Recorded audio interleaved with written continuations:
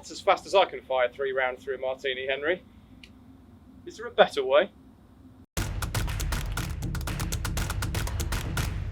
Hi everyone, Jonathan here with another What Is This Weapon? Although I think most of you would know what this weapon is. This is a Martini-Henry Mark IV, which we can see from this hump here. Even if you don't know the individual marks of Martini-Henry, in terms of British and Commonwealth military history, this is a pretty iconic firearm. So why are we looking at it in a series that's about weird and wonderful weapons? Well, if I spin this around without taking myself out, we may be able to see a few features of interest before I show you something else. So there is a dovetail mount on this side of the action body, the receiver. There's actually a bit of metal cut away on the side here. It's going to become significant in a moment.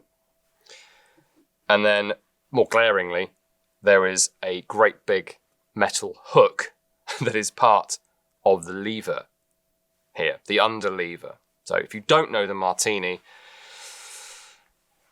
it's a fairly straightforward, for the user, breech-loading rifle. You drop the lever down, action opens up, you insert a round, these are inert,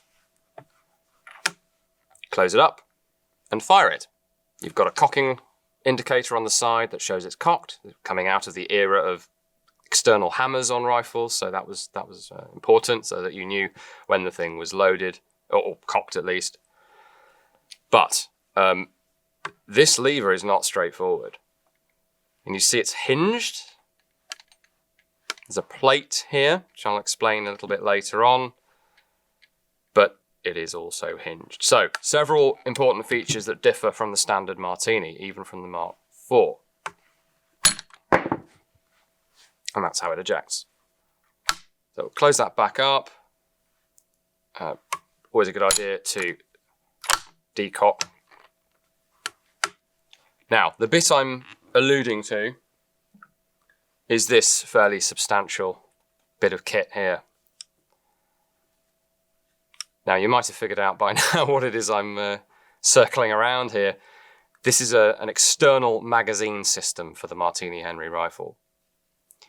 And we can actually see, very proudly on here is engraved Harston's patent Mark IV.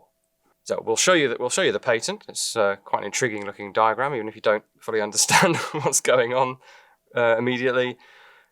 Captain Charles Greville Harston is the Harston that's alluded to with this marking. Now, he was born on August the 10th, 1848. We do have some good biographical information on this chap, so forgive me for reading that. He joined the Royal Marine Light Infantry as a second lieutenant. July 31st, 1867. Became a full lieutenant on the 9th of August, 1867, so fairly rapid promotion there. Transferred to the Portsmouth Division HQ on the 25th of March, 1870. We're getting closer to the time frame of this rifle now. And resigned, or retired really, 18th of February 1871 with the rank of captain. And that was therefore his rank for good, if you like. However, he did move with his wife to Toronto in Canada and became a captain again in the Royal Grenadiers Canadian Militia. So he did he kept his hand in on the military side of things. And it's at the end of that career, or near the end of that career, I suppose, 1888.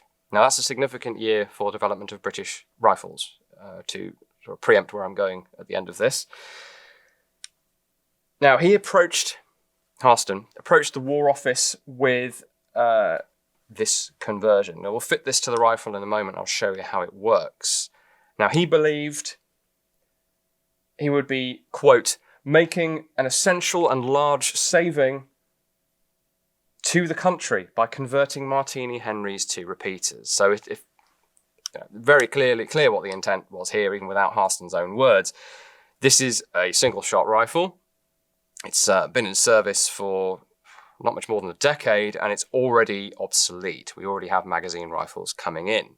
So we either ditch this entirely and go for a brand new magazine repeater, or we graft a magazine onto the side of the rifle, and that's what Harston was offering, along with a couple of other designers, by the way. This wasn't the only one.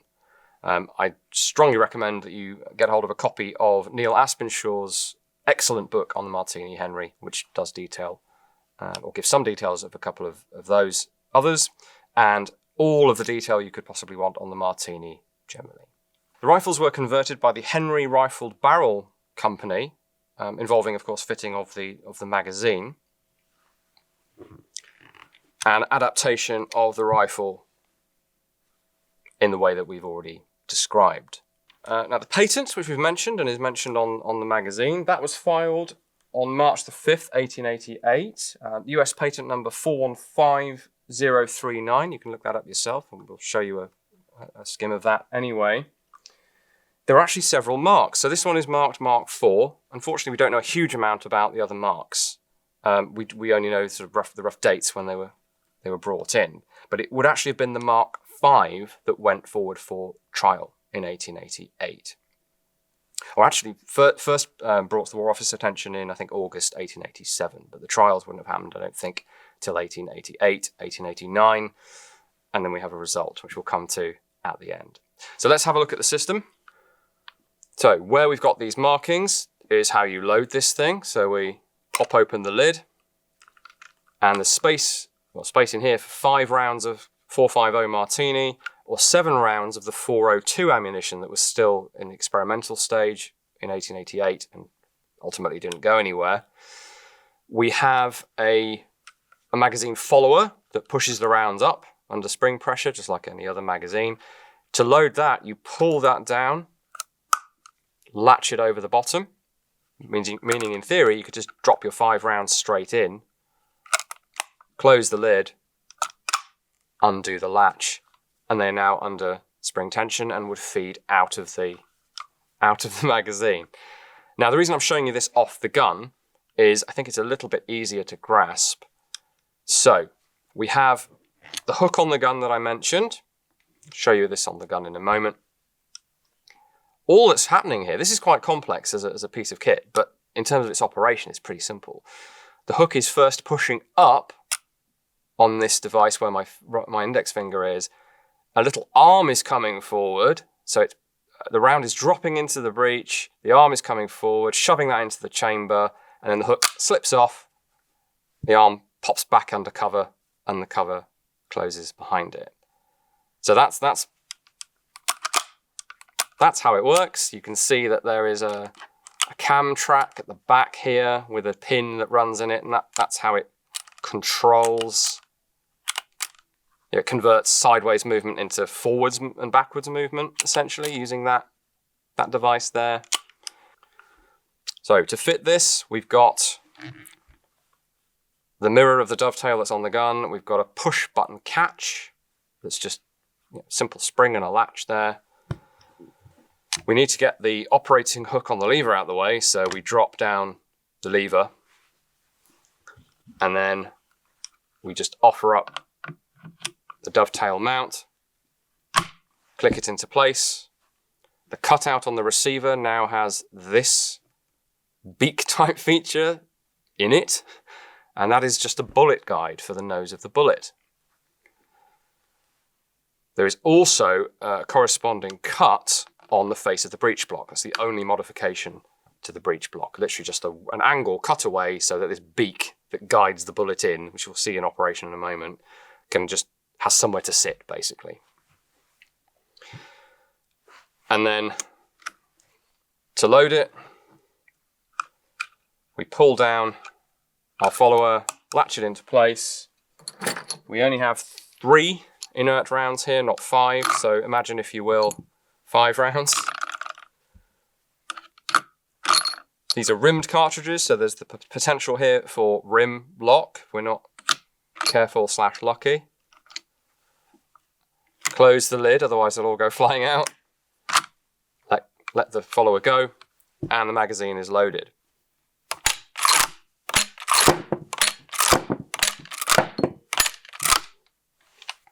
Now, on that take, it cycled all 3 rounds, no problem at all. But off camera, we've had a couple of instances where the nose of the bullet doesn't quite present to the chamber correctly and the thing jams up. Now, if you back off the lever a bit and try and close it again, it mostly does work.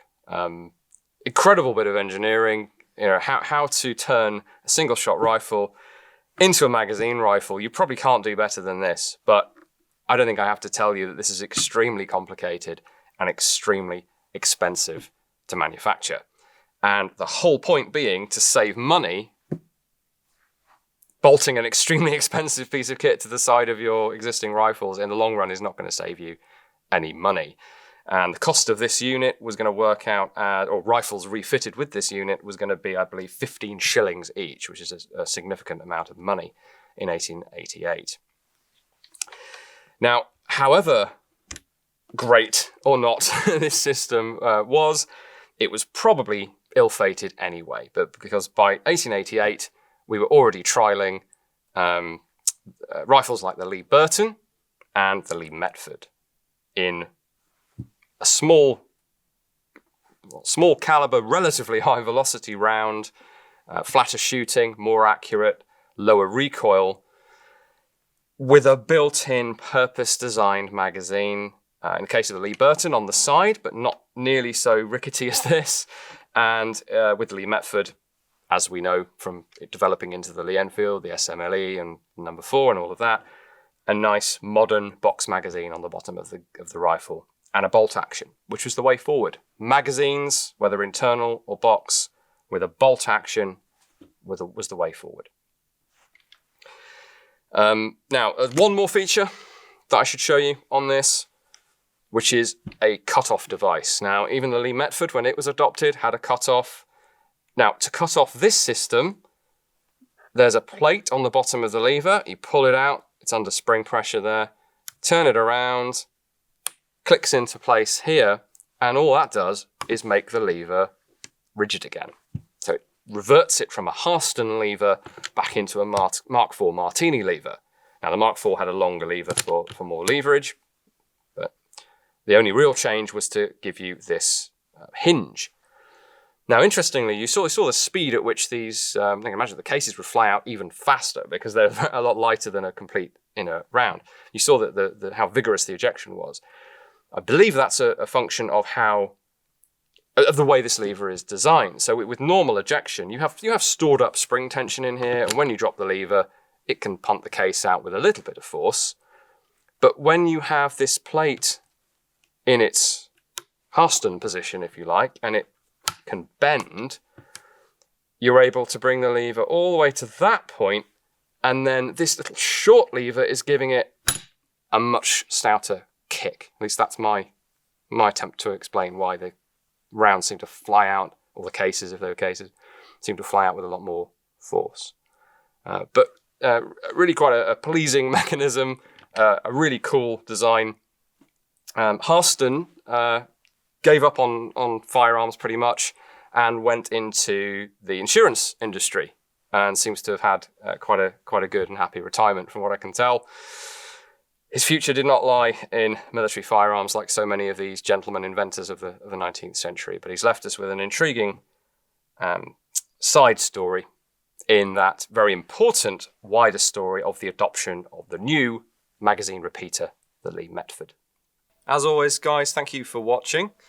We actually have a new book coming out. I did contribute a couple of entries to this one. It's called The Treasures of the Royal Armouries. So it's a sort of lavishly illustrated book of some of our sort of highlight objects from the collection. So we have a link in the description if you'd like to check that out. As always, we have our social media outlets, Instagram, Facebook, and Twitter that you might like to check out.